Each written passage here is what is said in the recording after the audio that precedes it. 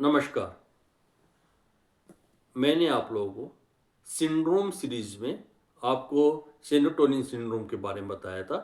आज मैं आप लोगों को रेनॉल्ड सिंड्रोम के बारे में बताने वाला हूं, जिसके कारण कि हमारे जो इन्फेंट बेबी हैं या जो बच्चे हैं उनमें लर्निंग में कैसे कैसे प्रॉब्लम्स होती हैं, इसके बारे में बताने वाला हूँ। रेनॉल्ड सिंड्रोम का कोई वैसा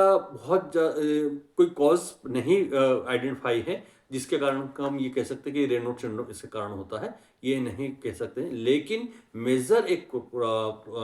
कॉजेस है कि WBC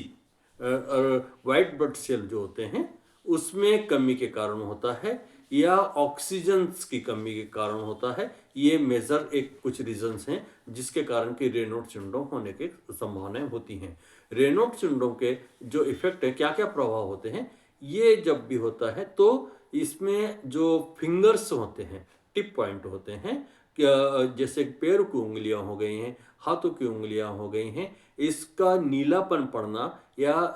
सफेद होना होता है। ये इसके कारण होता है कि WBC प्रॉपर नहीं हो पाते हैं और ऑक्सीजन वहां तक नहीं पहुंच पाता है, जिसके कारण कि ये होता है, जिसमें कि ऐंठन सी हो जाती है, अकड़न हो जाती है और प्रॉपर वर्क नहीं कर पाता है। ये ज़्यादातर ये प्रॉब्लम्स होती हैं ठंड के समय में। किसी भी रेनॉल्ड सिंड्रोम वाले को सबसे ज़्यादा प्रॉब्लम्स ये होती है कि उनको ठंड के समय में या विंटर सीजन में ये सबसे ज़्यादा प्रॉब्लम होती है। तो जिसमें इनके फिंगर्स में या वर्क नहीं हो पाता है, मूवमेंट नहीं हो पाता है, ग्रिप ग्रास्प में प्रॉब्लम्स होती हैं, और किसी प्रकार से उनको पेन भी होता है, कई बार उनको ये सब चीज़ें होती हैं। तो इसके एक तो विंटर्स के कारण हो गया, दूसरा इनके होता है टेंशन प्रेशर के कारण होता है, तनाव के कारण भी होता है, इमोशनली टेंशन के कारण भी होता है, जिसके कारण कि उनमें ये ब्लड सर्कुलेशन रुक जाता है और उनके WBC की जो नंबर है वो कम हो जाते हैं, जिसके कारण कि ये सब चीज़ें होती हैं। तो इसके लिए इनको सबसे ज़्यादा ज़रूरत है कि इनको एक तो मेंटल टेंशन से हमें बहुत बचना होता है, और दूसरा ये है कि इनको हमें ठंड से बचाना बहुत ज़्यादा ज़रूरी होता है कि विंटर सीजन में इनको अपने पैरों को, हाथों को जितना ज़्यादा गर्म रखेंगे उतना ज़्यादा उनका ब्लड सर्कुलेशन उस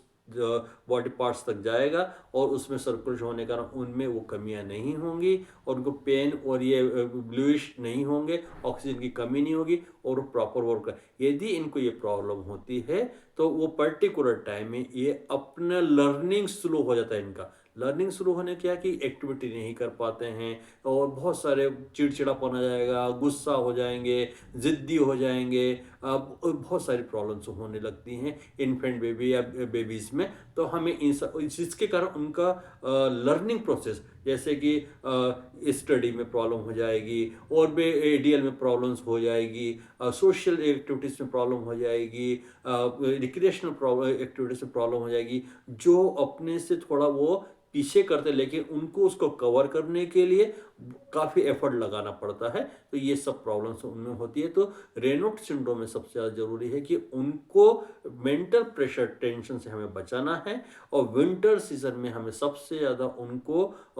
ठंड से बचाना है और उनको WBC काउंटिंग हमें देखना पड़ेगा, वो हमें मेंटेन रखना है और मेंटल प्रेशर हमें प्रॉपर रखना है और ऑक्सीजन कि हमें उनको कमी नहीं होनी चाहिए, खासकर विंटर सीजन में इनको ज़्यादातर प्रॉब्लम्स होती हैं। तो इन सब चीज़ों का हमें ध्यान रखना है। और आप लोगों को ये वीडियो कैसा लगा, ये जानकारी आपको कैसी लगी, इसके लिए आप लोग मुझे कमेंट्स करेंगे, शेयर करेंगे, लाइक करेंगे। इसी प्रकार से आपको और भी कोई जानकारी आपको चाहिए होगी है तो आप मुझे प्लीज़ कमेंट्स करेंगे। मैं उस टॉपिक के ऊपर इंटेलेक्चुअल डिसेबिलिटी के लिए मैं एक्सपर्ट होने के नाते मैं आपसे ये कहना चाहता हूँ कि आपको इनसे रिलेटेड जो भी आपको लगता है कि इस टॉपिक के ऊपर हमें बात करनी चाहिए, इस टॉपिक के ऊपर हमें इन्फॉर्मेशन मिलनी चाहिए, तो उसके बारे में आपको ज़रूर बताऊंगा। और ये सब सिंड्रोम्स की जितने मैंने आपको बताए हैं, ट्राइजोमोक हो गया है, फ्रेजाइल हो गया है या सेनेटाइज हो गया, जितने सिंड्रोम्स मैंने, टर्नर सिंड्रोम हो गए, जो भी जितने सिंड्रोम्स के बारे में बताए हैं, वो सब इंटेलेक्चुअल डिसेबिलिटी के लिए रिस्पॉन्सिबल होते हैं। कंपल्सरी नहीं कि हो, लेकिन ऐसा कई बार होता है कि ये होने की संभावनाएं बढ़ा देता है। तो हमें इन सब चीज़ों को ज़्यादा से ज़्यादा लोगों को शेयर करना है, ज़्यादा से ज़्यादा लोगों तक पहुँचाना है और ज़्यादा से ज़्यादा लोगों से सब्सक्राइब कराएँगे, अवेयरनेस फैलाएँगे, तो हम इस कम्युनिटीज़ को, हमारी ह्यूमन कम्युनिटीज़ को हम इन सब प्रॉब्लम से बचा सकते हैं और इनमें जो प्रॉब्लम्स आ गई है, उनको हम ट्रेंड कर सकते हैं, उनका ट्रीटमेंट कर सकते हैं, मेडिकल प्रैक्टिशनर्स के पास भेज सकते हैं, रिहैबिलिटेशन प्रोफेशनल के पास भेज सकते हैं, या स्पेशल एजुकेटर का सबसे बड़ा रोल होता है एजुकेट एजुकेट करना, पेरेंट्स को एजुकेट करना है, बच्चों को एजुकेट करना है, सोसाइटी को एजुकेट करना है, एनवायरनमेंट को एजुकेट करना है, या उसके और भी जो कलीग्स हैं उन सबको एजुकेट करना है। इन सब चीज़ों के लिए हमें सबसे ज़्यादा ज़रूरी होता है कि इन सब वीडियोस को शेयर करें, सब्सक्राइब करें। Thank you.